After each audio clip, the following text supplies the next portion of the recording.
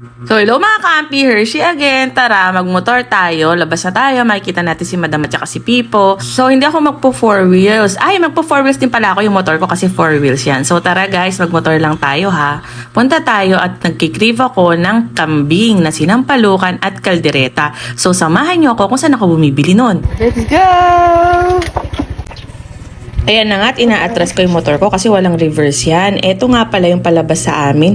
Medyo lubak-lubak. Ito naman yung aming basketball court or yung park. So, andyan na ako sa highway. Mamaya, nandito na ako sa J&J Babies Kambingan.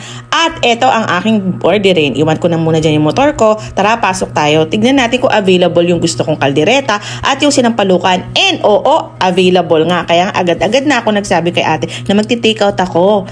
Kasi maaga pa akong pumunta dyan around 11. Kasi baka pagka dumating ako ng mga 11:30 to 12, ubus na yan. Kasi mabilis talagang maubos yung pagkain nila dyan. Mabilisan kasi masarap talaga. Yan nga, di ba? Unti-unti na dumadami ang tao. Tapos eto nga pala yung kanilang cashier at eto binirihan na ako. Binigyan pa ako PWD discount. Ito yung kanilang ambience sa loob ng kanilang restaurant.